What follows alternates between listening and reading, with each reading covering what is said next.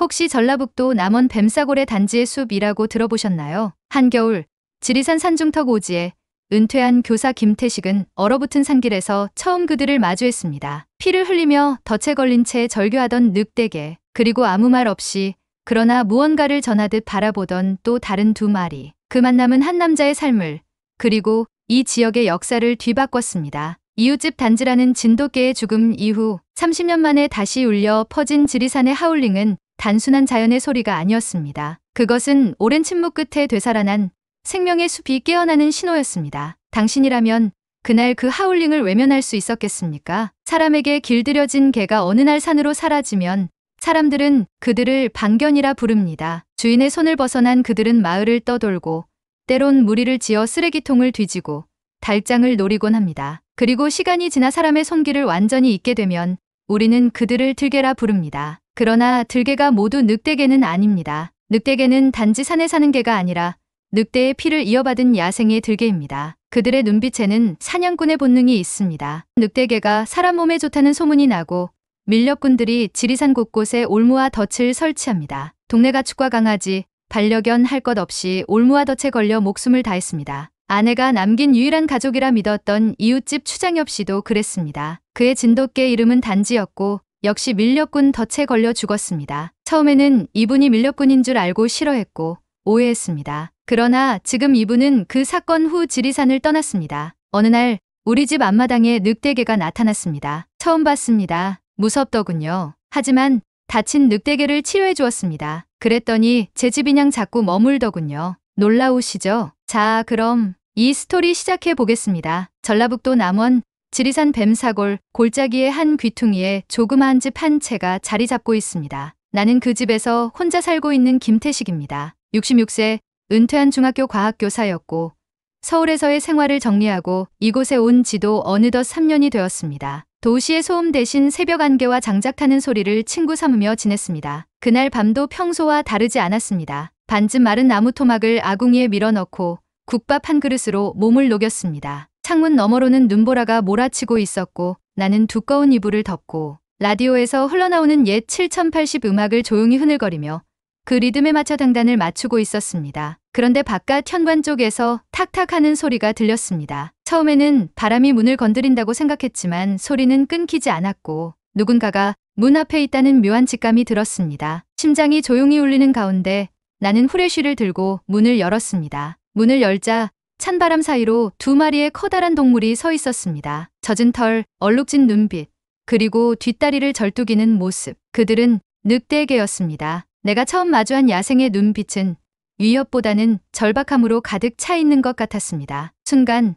나는 본능적으로 뒤로 한 걸음 물러섰습니다. 그러나 그들은 으르렁대지도 도망치지도 않았습니다. 그저 문 안쪽을 응시하며 조용히 숨을 내쉬고 있었습니다. 그 숨결이 밤 공기 위로 흩어질 때 나는 이상하게도 외로움을 느꼈습니다. 방 한켠에 있던 헌 담요를 꺼내 현관에 깔았습니다. 그 위에 집더미를 올리고 물 한 그릇과 삶은 감자 몇 개를 놓아두었습니다. 늑대개들은 조심스레 다가와 물을 마시고 조용히 몸을 뉘었습니다. 그때서야 나는 문을 닫고 안방에 들어와 숨을 돌렸습니다. 다음 날 아침 눈은 밤새 내렸고 세상은 하얗게 덮여 있었습니다. 현관문을 열자 늑대개들은 여전히 담요 위에 웅크리고 있었고 나는 조심스럽게 다친 개의 다리를 살펴보았습니다. 상처는 깊지 않았지만 불에 데인 듯 부어 있었습니다. 나는 예전 학교에서 보건 담당을 맡았던 기억을 되살리며 살균 소독과 붕대를 준비했습니다. 늑대개는 몸을 움찔했지만 물거나 도망치지 않았습니다. 그 순간 낯선 동물과 인간 사이에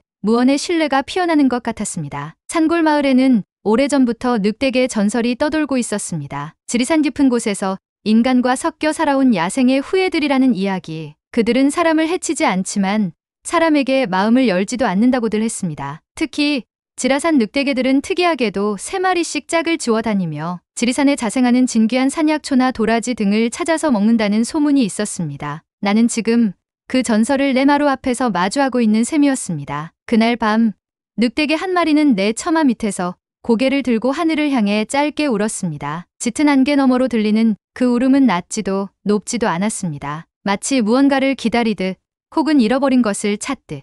그 소리는 조용히 내 가슴속까지 스며들었습니다. 그날 이후 늑대개들은 내 집 마당에 머물렀습니다. 한 녀석은 여전히 다리를 절고 있었고 다른 한 녀석은 밤마다 산을 오르내리다 이른 새벽에 돌아왔습니다. 그들이 남긴 눈발 속 발자국은 마치 지리산의 숨결 같았습니다. 나는 그 흔적을 따라 마당을 쓸고 하루를 시작했습니다. 처음엔 그저 조용한 동거였습니다. 내가 말하면 늑대개들은 눈을 맞추고 고개를 끄덕이는 듯했고 무심한 듯 머무는 그들의 시선에서 이상한 위로를 받았습니다. 내가 말수 적은 교사였던 시절에도 이토록 귀 기울여준 존재는 드물었습니다. 며칠 뒤 낯선 승용차가 골짜기를 따라 올라왔습니다. 차에서 내린 젊은 여성은 헬리녹스 조끼를 입고 손에는 수첩을 들고 있었습니다. 혹시 야생 늑대개를 목격하셨나요? 그녀가 처음 내게 건넨 말이었습니다. 그녀의 이름은 윤세진. 환경부 산하 야생동물재활센터 소속 현장 수의사이자 연구원이었습니다. 최근 지리산 일대에서 3355 무리 지어다니던 늑대개 집단이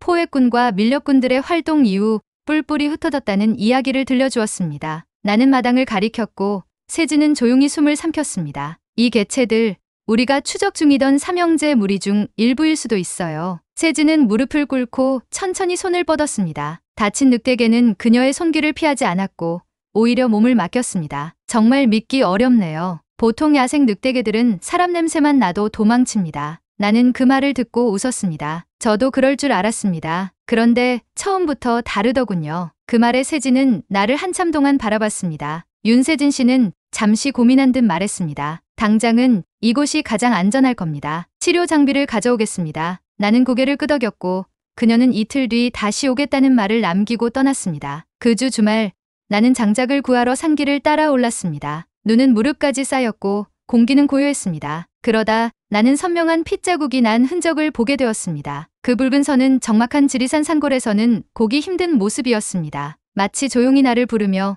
도와달라는 신호가 아닌가 싶었습니다. 저는 이내 그냥 산짐승이 덫을 발았구나 하고 생각하며 무시하기로 했습니다. 하지만 날이 저물고 있었습니다. 빨리 서둘러 귀가해야 했습니다. 그러던 중 작고 희미한 신음소리가 주위에서 들렸습니다. 저는 장작을 내려놓고 소리가 나는 쪽으로 조심스럽게 다가갔습니다. 곧 커다란 바위 뒤에서 또 한 마리 늑대개가 모습을 드러냈습니다. 그는 기력이 다한 듯 눈 속에 주저앉아 있었고 나를 향해 힘없이 눈을 들었습니다. 나는 말없이 무릎을 꿇고 손을 내밀었습니다. 그 손이 다가갔을 때 늑대개는 천천히 머리를 내 어깨에 기대었습니다. 그렇게 세 번째 늑대개가 내 집으로 들어왔습니다. 앞선 두 마리는 코끝을 부비며 낯익은 냄새를 확인했고 세 마리는 짧은 울음으로 서로를 알아보았습니다. 그 울음은 낮고 굵었으며 한겨울 밤을 적시는 음악처럼 울려 퍼졌습니다. 윤세진이 약속한 날 그녀는 응급구조 의약품 가방과 캠핑 장비를 들고 다시 돌아왔습니다. 그리고는 이내 어떻게 세 마리이죠?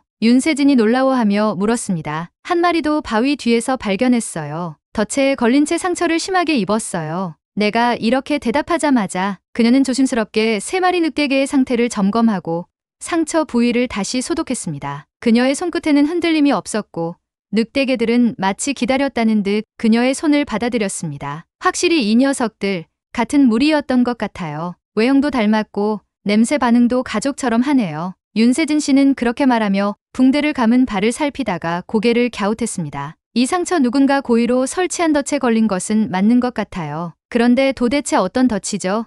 일반적인 덫이 아니라 특수한 덫 같아요. 상처가 너무 심하네요. 그 말에 내 심장이 움찔했습니다. 며칠 전 산에서 봤던 붉은 핏자국이 떠올랐습니다. 내가 본 건 산짐승이 덫을 밟은 단순한 사고가 아니었을지도 모른다는 생각이 들었습니다. 나는 조심스레 물었습니다. 이 근처에 그런 짓을 하는 사람도 있나요? 세진은 입술을 굳게 다물었습니다. 공식적으로는 없어요. 하지만 가끔 약초꾼이나 밀렵꾼들이 뱀사골 쪽을 이용한다는 정보는 있어요. 그리고는 내 얼굴을 보며 말했다. 혹시 추장엽이라는 이름 들어보셨어요? 그 이름을 듣는 순간 내 머릿속 어딘가가 저릿해졌습니다. 추장엽.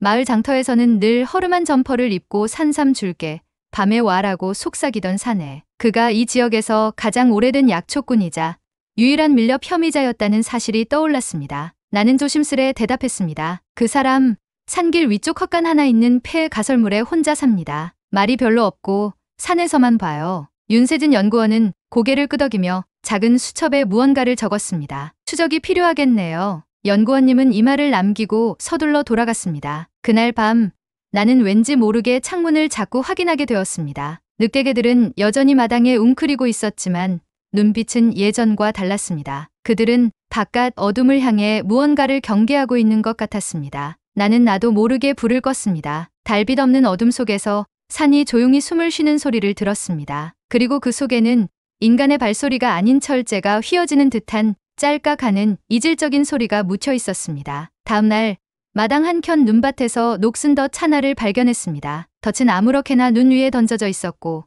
그 위엔 동물의 피가 마른 자국이 남아 있었습니다. 나는 손을 뻗어 그것을 집어들었고 손끝으로 전해지는 싸늘한 금속의 감촉이 나의 기분을 무겁게 만들었습니다. 산은 결코 조용하지 않았습니다. 누군가는 여전히 이 안에서 욕심을 숨긴 채 무언가를 잡으려 하고 있었고 나는 그 경계에 서 있었습니다. 늑대개들은 내 마당에 있지만 이제 이 땅 자체가 안전하지 않을지도 모른다는 생각이 스쳐 지나갔습니다. 덫을 발견한 다음 날 나는 조심스럽게 산길을 따라 추장엽이 사는 헛간 쪽으로 향했습니다. 눈은 무릎까지 쌓였고 발자국은 어제 늑대개가 다녀간 길과 겹쳐 있었습니다. 그 길의 끝에서 나는 묵직한 도끼질 소리를 들었습니다. 추장엽은 두꺼운 가죽 장갑을 낀 채 장작을 패고 있었습니다. 그는 고개를 들지 않은 채 말했다. 김 선생, 여기까지는 어쩐 일이오? 말투는 평온했지만 그 안에 깃든 냉기가 낯설지 않았습니다. 나는 돌아가지 않은 채 물었습니다. 혹시 근래에 산에서 덫 설치한 적 있으십니까? 그는 잠시 손을 멈추더니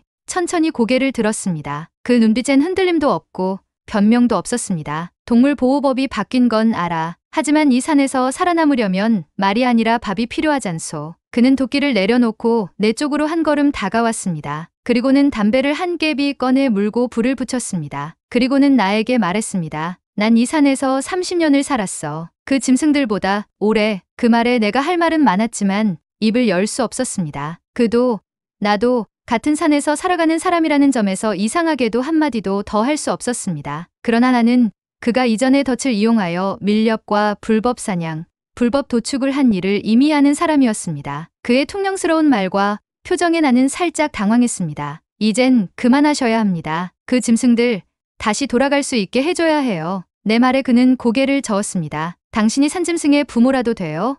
그놈들을 집에서 키우거나 돌봐주는 건 당신의 호기심이나 취미일지 몰라도 나한텐 생계요. 생계, 살기 위한 것이란 말이야.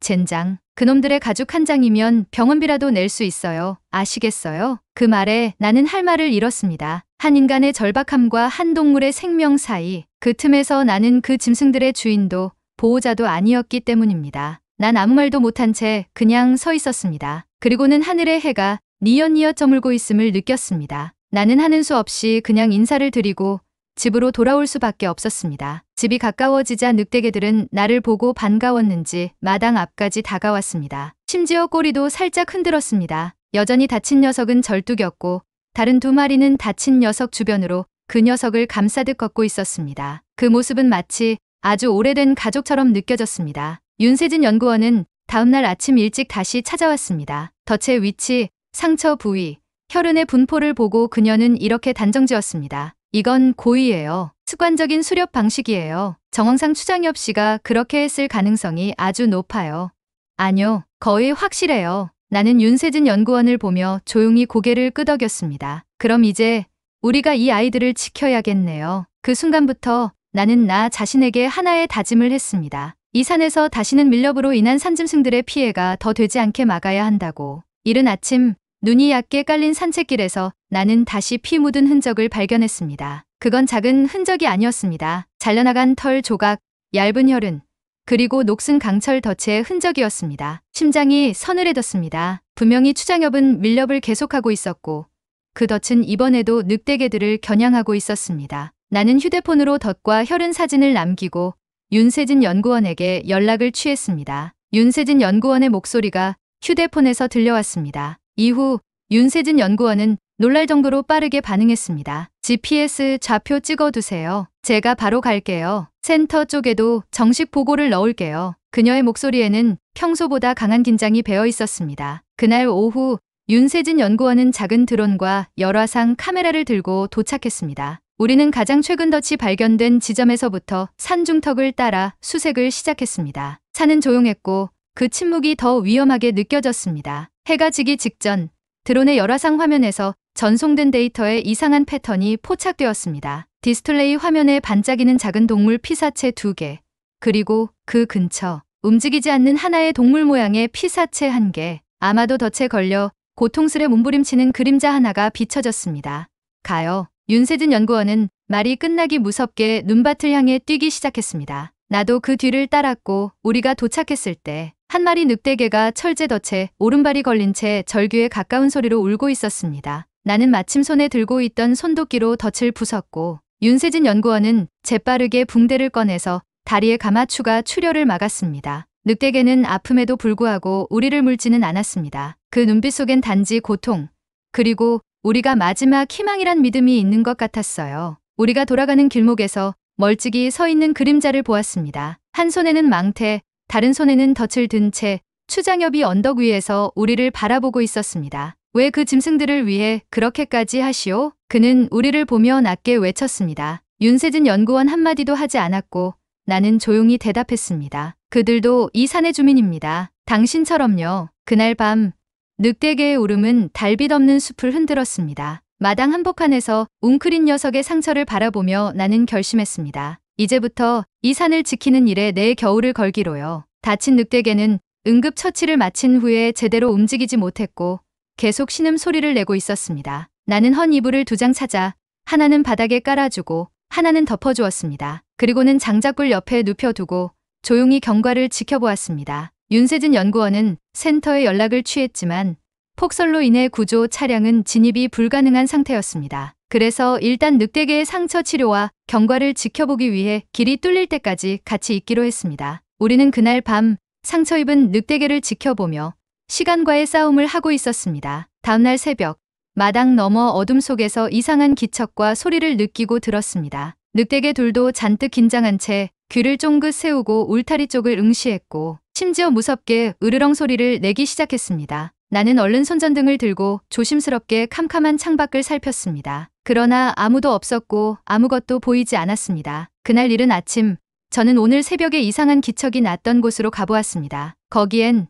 다시 누군가 설치한 새 덫이 빛을 반사하고 있었습니다. 나는 얼른 덫을 해체해서 다시 사용하지 못하도록 헛간에 넣어두었습니다. 그리고는 그 덫이 있던 자리 바로 그 위에 작은 임시 표지판을 꽂았습니다. 여기는 생명의 쉼터입니다. 덫을 거두십시오. 라고 얼른 유성 매직으로 표지판에 적었습니다. 그 표지판에 적힌 그 문장은 내가 할 수 있는 최소한의 저항이었습니다. 그러나 동시에 누군가에겐 도발이 될 수도 있는 행위였습니다. 그리고 그날 오후 덫이 있었던 자리에 세워놓았던 표지판은 반으로 꺾여 있었습니다. 표지판 위에는 약초용 칼날 하나가 남겨져 있었을 뿐이었습니다. 나는 한동안 먼 산을 멍하니 바라보다가 윤세진 연구원에게 조용히 전화를 했습니다. 아침에 세워두었던 표지판이 꺼겨 있네요. 그는 다시 올 겁니다. 윤세진 연구원은 이 상황을 사진과 영상으로 신속히 정리해서 센터 본부에 알리고 이어 경찰의 협조 요청을 센터에 부탁했습니다. 불법 포획 흔적 명백합니다. 긴급구조 요청도 다시 넣을게요. 기상만 풀리면 바로 들어올 겁니다. 그녀의 말은 담담했지만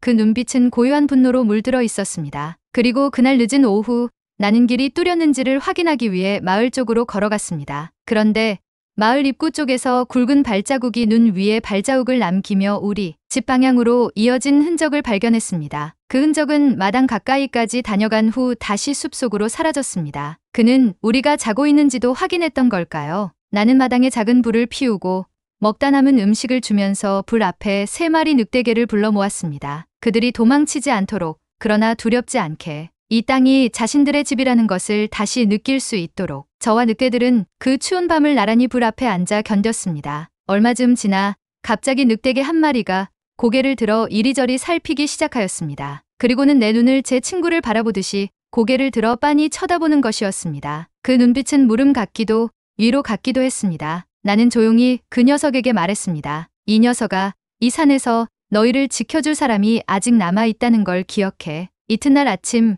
윤세진 연구원의 휴대폰이 울렸습니다. 센터, 구조팀이 올라옵니다. 기상이 조금 풀렸고 제설 차량도 투입 중이에요. 그 소식은 희망 같았지만 동시에 불안도 남겼습니다. 의문의 그가 그 전에 다시 올 수도 있다는 생각이 머릿속을 떠나지 않았습니다. 이제는 단순히 늑대개를 보호하는 문제가 아니었습니다. 이 산이 누구의 것이고 어떤 방식으로 공존할 것인가에 대한 문제였습니다. 나는 늑대개들에게 아침을 주며 혼자서 중얼거렸습니다. 이 싸움 끝까지 가보자. 그날 정오즈음 산 아래쪽에서부터 들려오는 굵은 엔진 소리에 나는 자리에서 벌떡 일어났습니다. 눈길을 가르며 제설 차량과 함께 구조용 SUV가 나타났고 운전석에는 센터 복장을 한 젊은 남자 요원 2명이 보였습니다. 그들은 먼 길을 달려 우리를 구하러 왔습니다만 활기가 있어 보였습니다. 윤세진 연구원은 빠르게 브리핑을 진행했고 나는 준비해둔 사진과 영상, 추장엽의 흔적이 남겨진 덫들을 건넸습니다. 센터 요원은 고개를 끄덕이며 말했습니다. 명백한 위반입니다. 이 정도면 고발 조치 가능합니다. 그 순간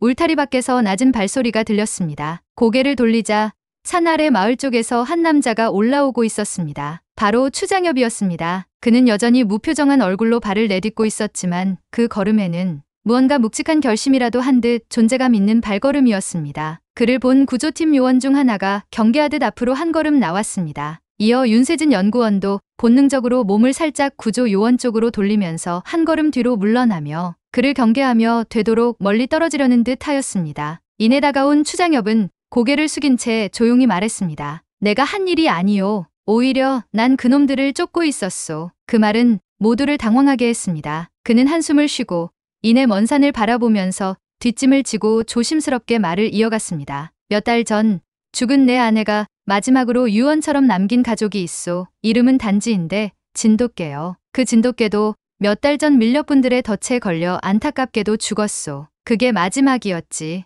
난 너무 슬펐소. 그래서 나는 이 산 여기저기에 깔린 올무와 철제 덫을 찾아내어 하나씩 걷어내기 시작했소. 이건 내가 그 녀석한테 해줄 수 있는 마지막 예의였고 밀렵꾼들에 대한 내가 할 수 있는 복수였소. 그의 목소리는 단단했지만 흔들리는 눈빛에는 씻을 수 없는 상실이 비쳤습니다. 뉴스에서 봤소. 늑대계 고기가 정력에 좋다고. 헛소문 퍼지기 시작했지. 누군가는 이 산에 올라올 줄 알았소. 그러고는 진짜 밀렵꾼들이 나를 찾아왔었어요. 이 근방에 늑대계 무리가 보인다고. 더 설치해두면 돈 나올 거라고 내가 속은 척 정보를 얻으려 했지만 놈들은 이미 발 빠르게 움직였고 나 혼자선 막을 수가 없었소. 그는 뒷주머니에서 휴대폰과 구겨진 메모를 꺼냈습니다. 휴대폰에는 덫이 설치된 위치와 금속 조각, 그리고 희미한 신발 자국의 이미지가 담겨 있었습니다. 그리고 메모지에는 그들의 연락처가 기재되어 있었습니다. 윤세진은 숨을 들이쉬고 조심스럽게 물었습니다. 그럼 지금도 그 밀렵분들이 이 근처에 있다는 말씀이신가요?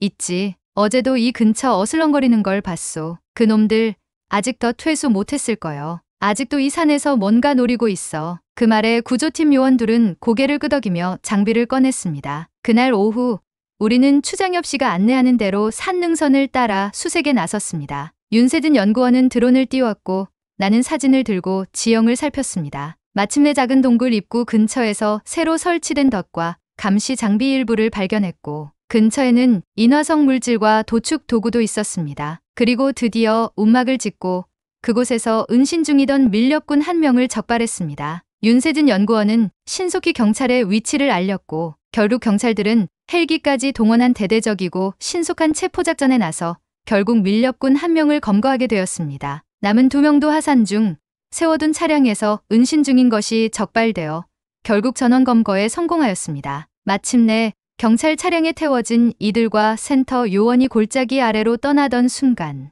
나는 마당으로 돌아와 3마리 늑대개를 바라봤습니다. 그들은 조용히 앉아 있었고 마치 모든 걸 알고 있는 듯한 눈빛으로 나를 바라보았습니다. 추장엽은 담배 한 개비를 물며 조용히 말했습니다. 그놈들 잡혀가서 우리 단지도 좀 편해지겠지. 나는 고개를 끄덕였습니다. 그리고 이 지리산도. 며칠 뒤 윤세진 연구원과 센터 요원이 웃으며 우리 집에 다시 찾아왔습니다. 윤세진 연구원은 며칠 전 밀렵군이 검거된 후의 상황을 자세히 나에게 설명해 주었습니다. 특히 늑대개 3마리의 향후 처리 문제도 같이 이야기해 주었습니다. 3마리의 늑대개들은 구조센터로 옮겨진 후 건강검진과 치료를 받을 것이며 특히 덫에 걸려 다리를 다쳤던 마지막 한 마리는 약 1개월간의 치료와 야생적응 교육 후 방사될 예정이라고 했으며 나머지 2마리도 다친 한 마리가 완치될 때 같이 야생으로의 복귀가 진행될 것이라고 했습니다. 나는 조용히 윤세진 연구원의 말을 경청했습니다. 그리고 늑대개 3마리가 센터 요원의 이송 차량에 실리는 모습을 지켜보았습니다. 늑대개 3마리는 한겨울 밤을 모닥불 앞에서 함께 지새웠던 친구들이었습니다. 늑대개들이 센터 차량에 실려 떠난 뒤 마당은 유난히 조용했습니다. 익숙하던 발자국 소리도 가끔 울리던 짧은 울음도 들리지 않았습니다. 나는 담배 한 개비를 피워들고 천천히 처마 밑에 앉았습니다. 멀리 지리산 능선 너머로 흰 안개가 피어오르고 있었습니다. 이제 겨울이 지나가고 있구나. 나도 모르게 그렇게 중얼거렸습니다. 보름 후 윤세진 연구원에게 전화가 왔습니다. 회복 잘 진행되고 있어요. 3마리 모두 건강한 편이고 특히 막개체는 야생으로 복귀시켜도 문제없을 정도로 안정적이에요. 나머지 견들도 잘 치료받고 적응하고 있어요. 아마도 보름 후에는 방사가 될 것 같아요. 그녀의 목소리는 담담했지만 그 속에는 안도감이 묻어 있었습니다. 나는 말없이 고개를 끄덕이며 전화기를 바라보다가 말했습니다. 그럼 이제 진짜 보내야겠네요. 그 다음 날 나는 시내병원에서 추장엽을 만났습니다. 그는 몇 주 전부터 허리 통증으로 정기검사를 받고 있었고 내게 이렇게 말했습니다. 김 선생, 난 이제 이 산에서 내려갈까 생각 중이요. 아내가 남겨준 반려견 단지도 없는 산이 외롭고 쓸쓸해. 내 일도 다 끝난 것 같소. 나는 그를 말리지 않았습니다. 오히려 가만히 손을 내밀어 악수를 청했습니다. 이제 당신 몫은 다 했어요. 이 산 잘 지켰어요. 봄이 오기 전 윤세진 연구원이 늑대개 3마리에 대한 구조센터의 야생복귀 프로그램을 위한 마지막 절차를 알려주었습니다. 며칠 후 늑대개 3마리는 다시 돌아왔습니다. 센터 구조 차량에서 내리는 그들의 목에는 목줄이 채워져 있었고 요원들이 그 목줄을 단단히 쥐고 있었습니다. 이후 그들과 같이 난 조용히 지리산 능선 위를 따라 올라갔습니다. 우리는 능선 끝자락에서 회복을 마친 늑대개 3마리의 목줄을 풀어줬습니다. 녀석들은 우리를 한번 쳐다봤고 이내 뒤돌아 숲속으로 사라졌습니다. 그 순간 숲 너머 어딘가에서 짧은 하울링 울음이 들려왔습니다. 그건 나를 향한 인사였을지도 모릅니다. 아니면 다시 태어난 자유에 대한 기쁨의 노래였을지도요. 나는 조용히 모자를 벗고 그 울음이 퍼지는 숲을 바라보았습니다. 산은 여전히 고요했고 그러나 그 고요함은 이제 더 이상 위협이 아니었습니다. 며칠 뒤 경찰은 밀렵 혐의로 붙잡힌 3명의 피의자에 대해 정식 기소 절차를 밟고 있다는 소식을 전해왔습니다. 덧설치, 불법 사냥,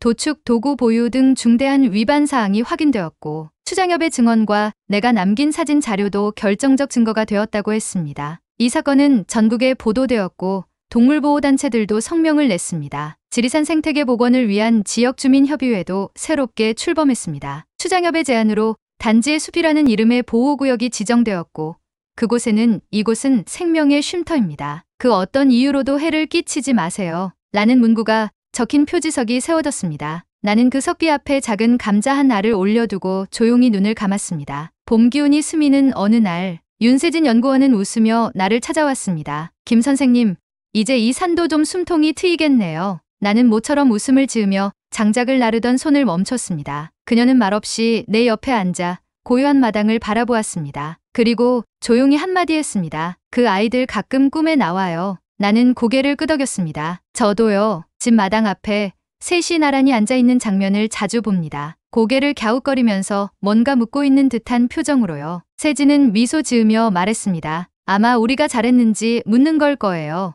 나도 그 말에 미소 지으며 대답했습니다.